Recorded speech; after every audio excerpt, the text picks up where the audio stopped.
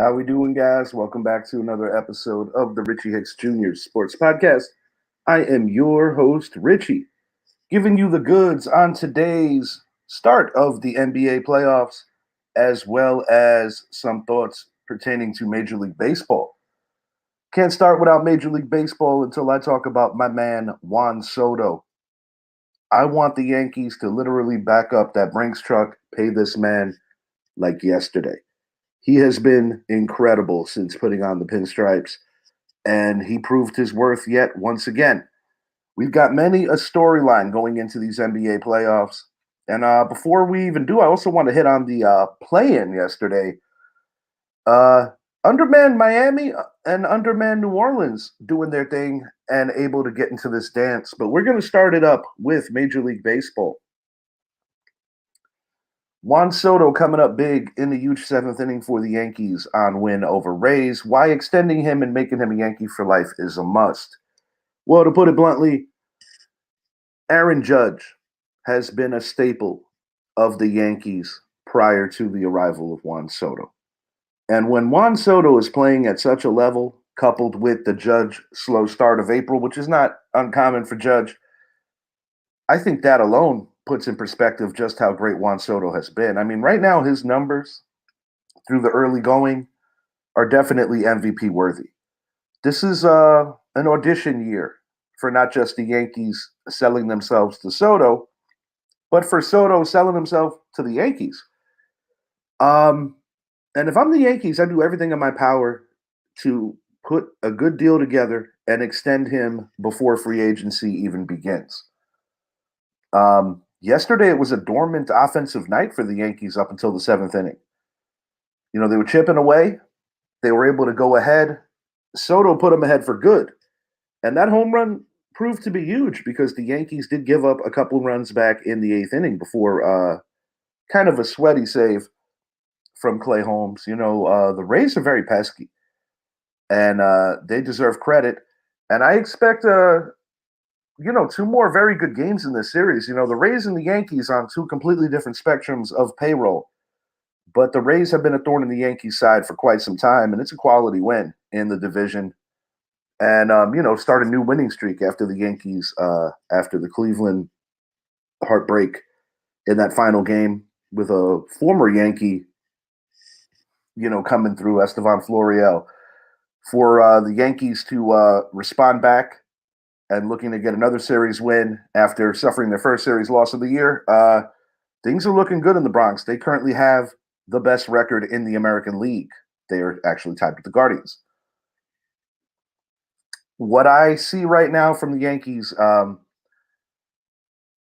is terrific. You know, the only thing that I would do differently is probably move Aaron Judge back to where he's comfortable in that lineup. But I guess if it's working, they're just going to let it be for now. And I'm going to elaborate that into that more towards the end of the show. But the crust of this show is about the NBA playoffs, and we're going to come back to the Yankees and some other baseball teams towards the end. The many storylines heading into the 2024 NBA playoffs. The playing games were a mixed bag. Some of them were good, and some of them were blowouts. Couple of familiar faces that I expected to see here or not, mainly in Golden State. I don't think too many people thought the Golden State Warriors were going to fold the way they did. That's going to lead to a very interesting offseason. Possibly Klay Thompson playing his final game as a member of the Golden State Warriors. You know, we're going to find out where that goes. Another California team, Los Angeles Lakers, kind of comical. LeBron James was very much against the play-in. The play-in has benefited every Laker playoff entry since the 2020 pandemic season where the Lakers ultimately won the NBA title after the NBA was shut down for multiple months, as was the rest of the sports world. So I do think it's kind of funny on a level that LeBron was so opposed to it, but essentially it has helped. Tyler plays hero last night in Miami. Tyler Hero, a guy who was sorely missed during most of last year's playoffs, stepped up in a big way as their best player, Jimmy Butler, is going to be sidelined for a little while with an MCL sprain. We do not know how long that's going to be. But historically, the Miami Heat have pretty much been a thorn in the side of the Boston Celtics.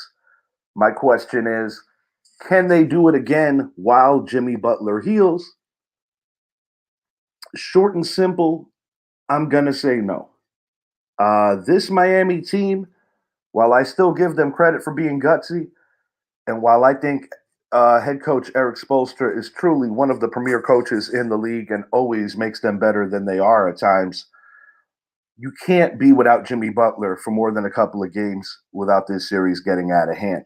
I tip my hat to them for what they were able to do against a pretty good Chicago Bulls team that was playing good down the stretch and that gave my New York Knicks all they could handle while the Knicks were trying to sew down the 2. The Bulls had already been locked into the 9. But for Miami, it's going to take a gargantuan effort to hang with the Celtics. And I just don't think they have the horses to do it this year. I will, out of respect for Eric Spoelstra, give the Miami Heat maybe one game. But the Celtics just have too much going for them right now. And, I don't really know what to expect if we'll even see Jimmy Butler again this year. I mean, if it's a quick series, he might not even play at all. We're talking about a guy that will be playing. Jalen Brunson, MVP, question mark. How the once overlooked point guard has won the hearts of NYC, Knicks fans, and Knicks alumni. Today, the New York Knicks open up a 7-game series against their division rival, the Philadelphia 76ers, against a returning Joel Embiid who's been playing at a very high level since coming back. As Jalen Brunson goes, this is a guy that the Dallas Mavericks basically gave up on. And I think what's interesting, they go out, they get Kyrie. Kyrie's back for another year with Luka. They're doing their thing now. But I don't know if anybody could have foreseen the kind of impact that Brunson was going to make. It's meteoric the way that he has carried this Knicks organization and just reinstilled a different kind of hope. He's also an MVP candidate. While he hasn't gotten the love that I think he deserves when it comes to all-star ballots, the impact that he has had this year is undeniable. This is a Knicks team that went out and acquired OG Anunoby, who has been amazing. They've won, I believe, 18 of 21 with him in the lineup. Julius Randle, who's been a staple for that Knicks team, out for the year, shoulder surgery. And Brunson is the constant. He reunites here in New York over the last couple of years with 2 former Villanova teammates. One of them, one of his best friends in the league, Dante DiVincenzo, as well as Josh Hart. These 3 played together in Villanova, and they are doing it big on the pro level. I think there's a misconception sometimes with people who casually watch the Knicks or maybe don't have faith in the Knicks. A lot of times I feel that people will come and say, well, Brunson can't do it all alone, and they don't have anything past that. And I couldn't disagree anymore. When Julius Randle went down, I think a lot of positive things happened with this team. I think this team really galvanized. But the record with Anunoby is undeniable. Dante DiVincenzo broke a franchise record previously held by Evan Fournier and before him John Starks for 3-pointers made in a year. And they're in the top 10 in defense. This is not just a team that, is a one-man show that has been lucky, so to speak. This is the most complete Knicks team, if I'm going to be really honest, probably since 93, 94.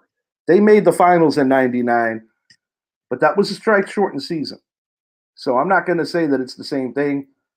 But from an acquisition level, I think that he has had the strongest impact.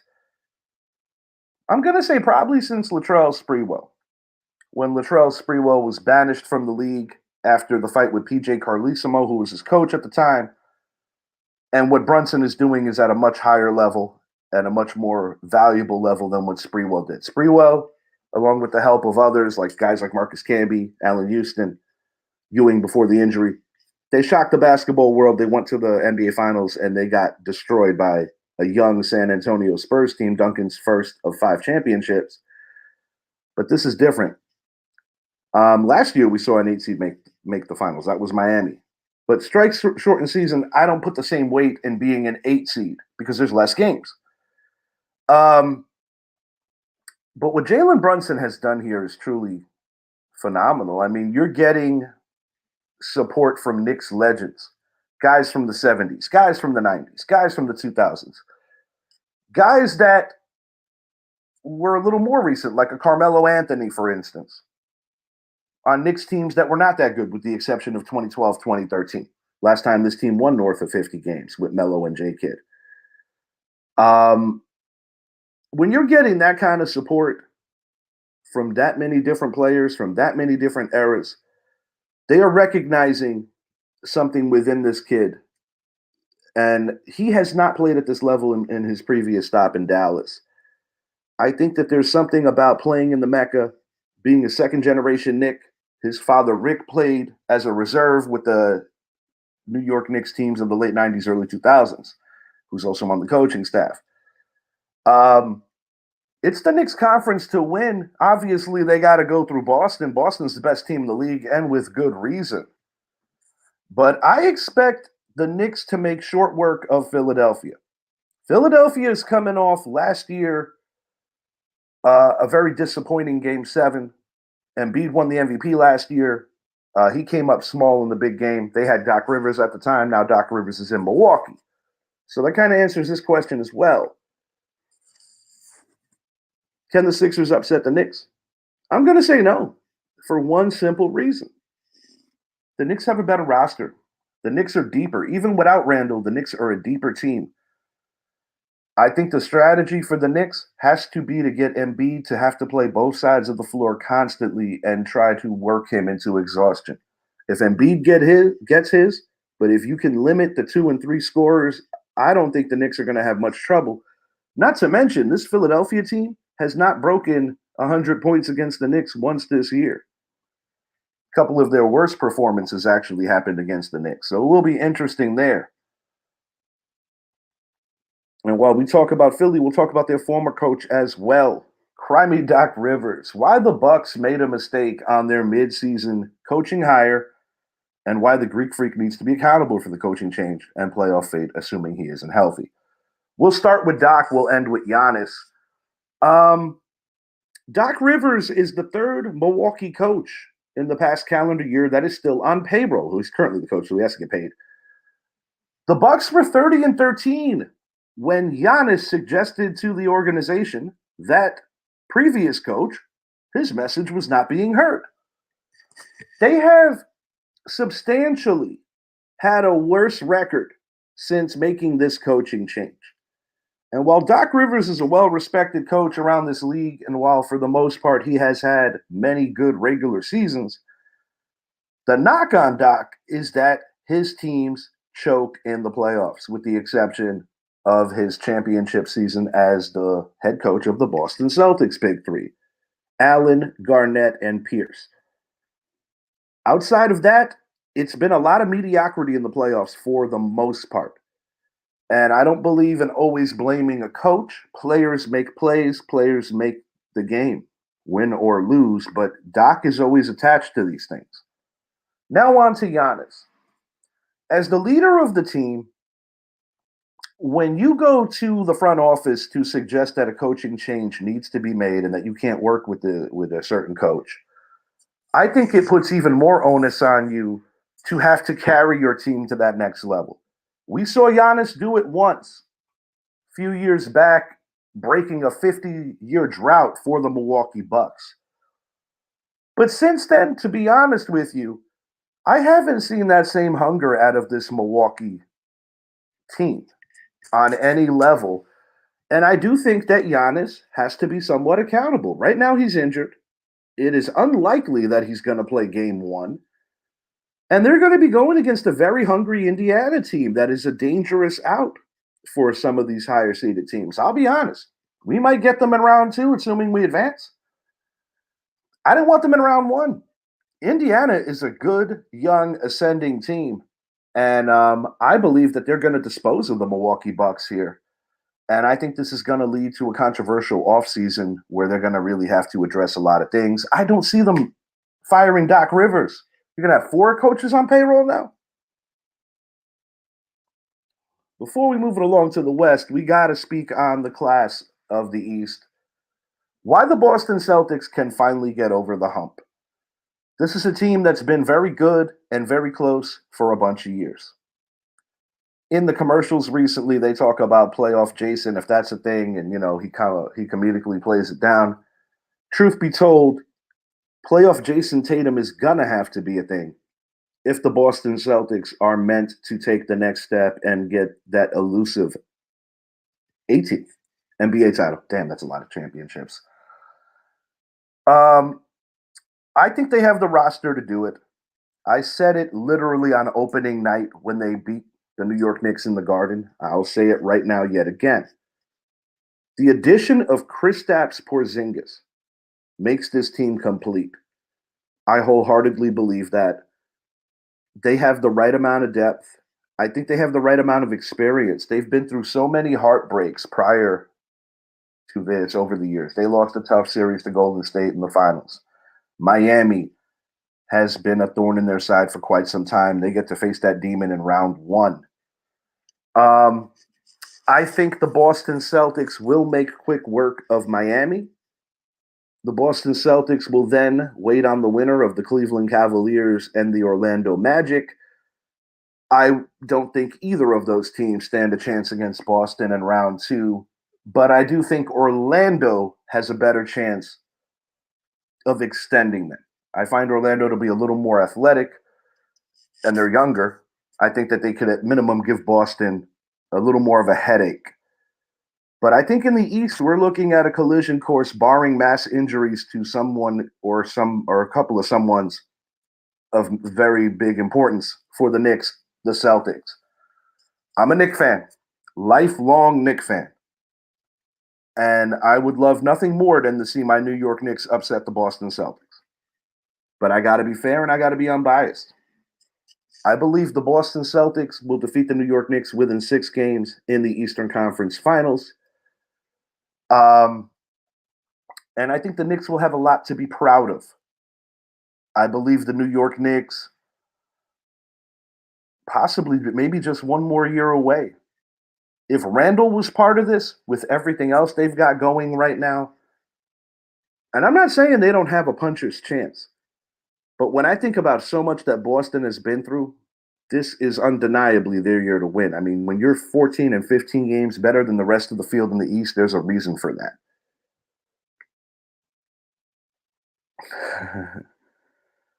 Yes, today, tomorrow, and always.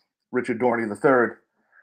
He's going to be here on the show Tuesday morning, 10 a.m. It's his idea. He's going to try to stump me on some interesting baseball lists that he came across, and I'm looking forward to getting him on here.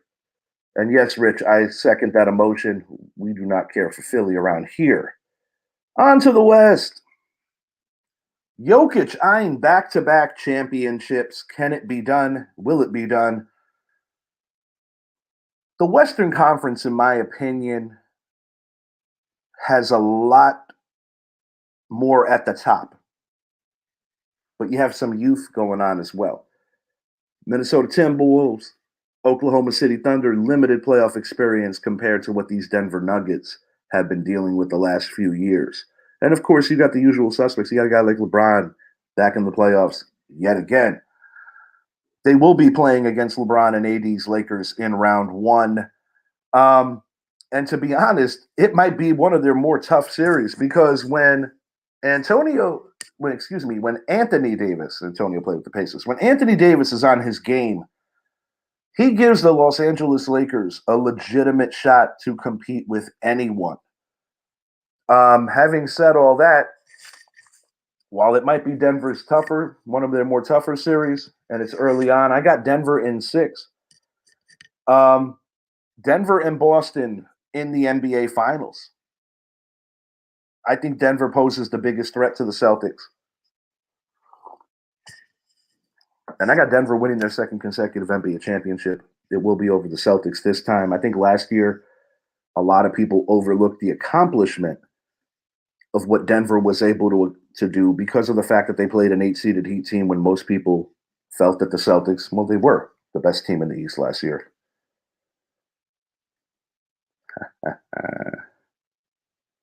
Yeah, I can't wait, man. Good sports weekend here, Rich. Mom Dukes. Somebody that could say she saw the Knicks win a championship. Not me. Knicks will win. Knicks will upset the Celtics. Yep, I said it, and believe it. We shall see. Tall task. I hope you're right, Mom. Legacy on the line. Why KD must win to secure his place amongst the all-time greats. I said this on a recent show, that I don't believe KD, Kevin Durant, has ever truly carried a team to the promised land. While he is a 2-time NBA champ, that was Steph Curry's team. That was Draymond Green's team. That was Andre Iguodala's team. That was Klay Thompson's team. He came to an established culture that had already won championships. And, certain guys took a backseat to him for him to do what he does best, which is put the ball in the hoop. He is one of the best scorers in league history. But having said that, when I look at this Phoenix team, I see a lot of individuals. I see a lot of talent. But I don't feel that they are in a better place today than they were, say, 2020, when Chris Paul was manning down the point guard position, when Monty Williams was coaching them, when they had a 2-0 lead against the eventual champion Milwaukee Bucks. Kevin Durant, to me, is a phenomenal player, but I don't think he's a phenomenal leader nor a phenomenal winner, and I think it's going to show its ugly head again. Is it fair to blame it all on that? I don't know, maybe, because people love to get in these debates about who's the GOAT and who's this and who's that. They have no problem subjecting LeBron and Jordan into these conversations constantly. I'm not even going to speak about what Michael Jordan's credibility is. If you don't know, then I'm sorry for you.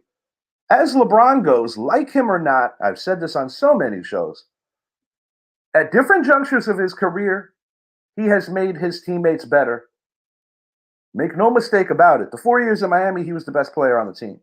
When he was a young guy in Cleveland with minimal talent around him, he did go to an NBA Finals before getting chin-checked by the San Antonio Spurs.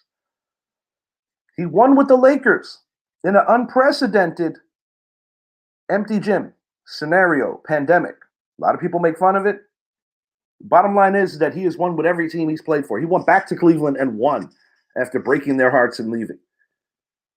I see Kevin Durant kind of like a mercenary, a guy that is me first, me always. I don't like, not that I have any love for the Brooklyn Nets, but I don't like the way he left. I thought it was really unprofessional the way that he worked his way out of there. And this is an organization that waited for him to heal for a year after coming off that terrible injury in the NBA Finals against the Toronto Raptors. KD, to me, has a soft skin that will never get him on a level of a Kobe, a LeBron, a Magic, a Jordan, a Duncan. That's my opinion, but my opinion holds true because outside of the years with Steph Curry, this man has not been able to win. Can Luka and Kyrie overachieve take Mavericks on a deep playoff run? I'm actually going to say yes. Some might find this to be a little bit of a surprise because of some of the defensive struggles of the Dallas Mavericks. But I have the Dallas Mavericks going to the Western Conference Finals against the Denver Nuggets before they meet their fate. I really like how, after so much off-the-court crap that has followed Kyrie around, how he is really just honed in on his craft and reminding everyone why he is such a great basketball player. Year one, these two did not mesh well. But right now, these two, in my opinion, are a top 5 combo in the league. And Luka Doncic is playing his best basketball of his professional career. And I think when you have two guys that are doing it like that, you can compensate for other weaknesses. I think Denver has all the answers. That's why they're my pick to win the NBA title yet again. But I believe that Luka and Kyrie will lead the Mavericks getting close. And who knows, maybe an addition of another player can get them over the hump. There's going to be an interesting free agency period coming up. These are the teams that I question here and I'm a little worried about. With teams like the Timberwolves and Thunder, can youth overcome lack of playoff experience? There is no way to decipher this. There is no way to know for sure. All I'm going to say is it is very difficult when you don't have the experience in these moments. Having said that, I think both these teams get out of round one, but I don't have either one of these teams making it to the conference championship, and that's going to be very interesting to see how that shakes out. But it's all invaluable experience. Getting knocked down when you're a young team, an inexperienced team in this juncture of the season is nothing to be ashamed of because it's all part of a bigger journey to get better and better as a franchise and get better as individual players and as team players. But I don't have either one of these teams winning their conference. I just think Denver, even though they're not the 1 seed, and Boston are the two biggest examples of what looks like elite in the NBA and what has the staying power to win in the postseason. I want to see somebody prove me wrong in each conference, especially those guys that wear the orange and the blue. Before we get out of here, I'm going to hit on my final thoughts. Aaron Judge to batting second. We'll start here. Mike Zappi, one of my guys here on the show, suggested over convo that he believes that Aaron Judge belongs back in the 2-hole. He's been hitting 3 since the acquisition of Juan Soto. And his numbers have taken a dip.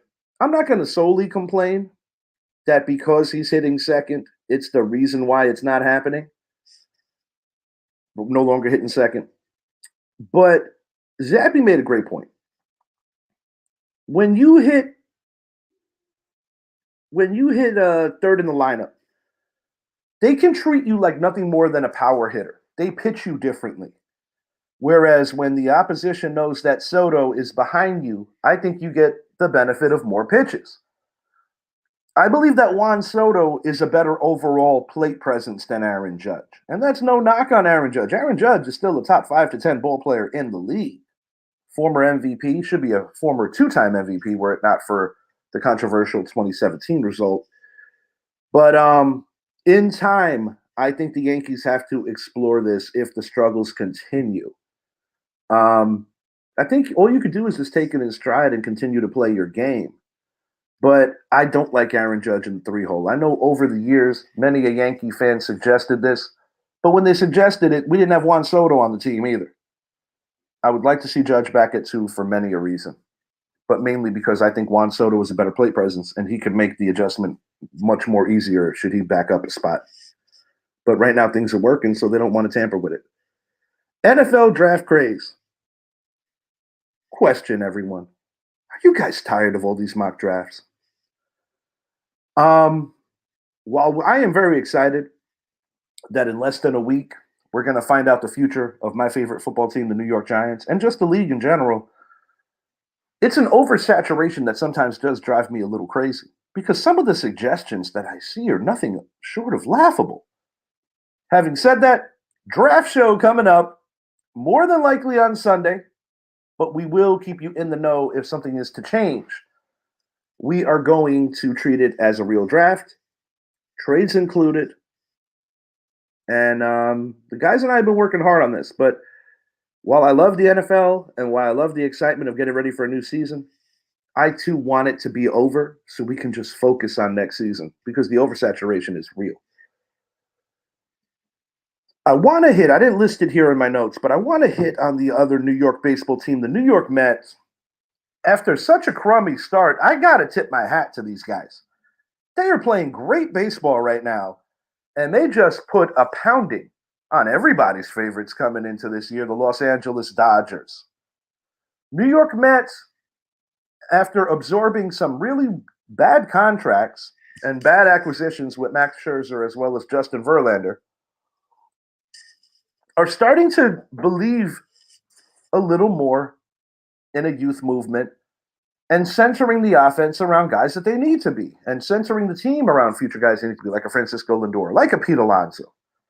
I think what the Mets are doing right now is really good. Kadai Senga is continuing gradually to get better and better.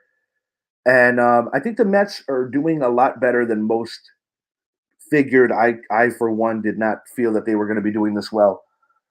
But when you consider that Spencer Strider's out for the year, and when you consider that the Phillies have their own share of issues, although they are talented, the Mets have as good a chance as anybody to hang out and hang around in that very competitive National League East. And I know my boy Dorney is very proud of his team right now, as he should be. New York baseball looking good, both in the Bronx and in Queens. As the aforementioned Dodgers go, when I think about the money they spent on two players, Yamamoto and Ohtani in the offseason, when I think about the scandal involving Ohtani's translator, does that bleed into credibility with Ohtani over time? The only way we will know is overtime. I'm not going to make assumptions just yet. But what I will say is, when you spent that kind of bread on two players, and when year in and year out, you break every luxury tax threshold and are constantly the highest paid roster in MLB, I don't care if it's April. 12-10 is unacceptable when you consider the kind of talent that team has. And I got news for you. If the Dodgers fall short again, you have to replace the manager, Dave Roberts, former Yankee killer of the Boston Red Sox. His steal kind of initiated what seemed like an insurmountable comeback. Dave Roberts has to go if these Dodgers don't get it together. Nothing more to say on that matter. This is interesting. I gotta hit on this. The undeniable connection between the late O.J. Simpson and my favorite sports teams, and what the pressure of winning the President's Trophy means. We'll start with O.J. Back in '94, in the midst of what ultimately was going to be the trial of the century, I wouldn't call it a chase. It was more like a police caravan when O.J. was on the freeway. The double murder allegations, the trial. Back it up to 1994. The New York Yankees were the best team in the American League, which they currently are now. The New York Knicks were the number 2 seed in the Eastern Conference, ultimately making the finals, which they are now. The New York Rangers had the best record in the National Hockey League and ultimately won the Stanley Cup. They are the best team in hockey right now. The playoffs start for them tomorrow. And my New York Giants were a hot mess in 1994 after moving on from Phil Simms.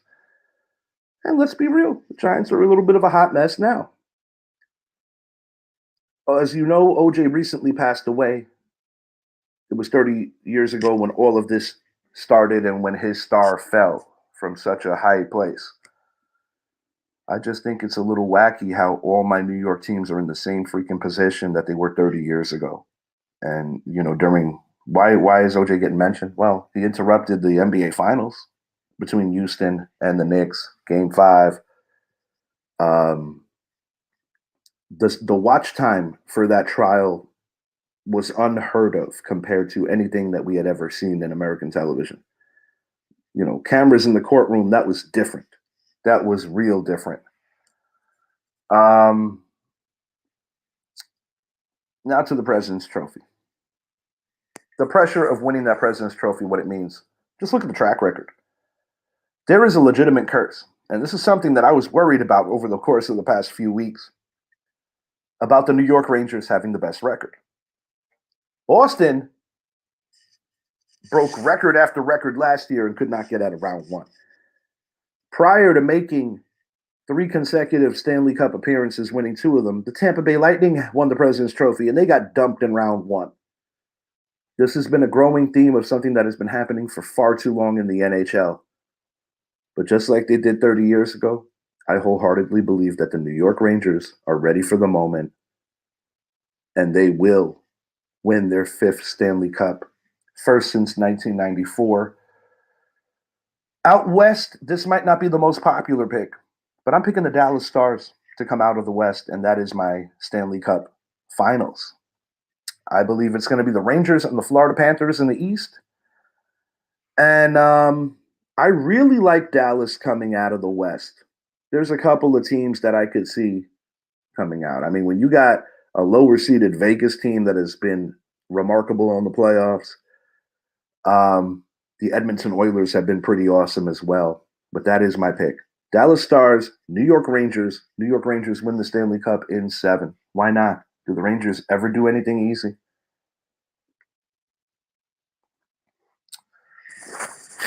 We have our draft show on the horizon. Announcements to come. Have a great day, everybody. Enjoy the NBA playoffs. We got a quadruple header today. That's pretty awesome. Kind of gives me the memories of the NBA on NBC when the NBA's ratings were through the roof. NHL and NBA playoffs are going to be very entertaining. Baseball is off to an excellent start as well. And we've got the NFL draft coming up in a little under a week.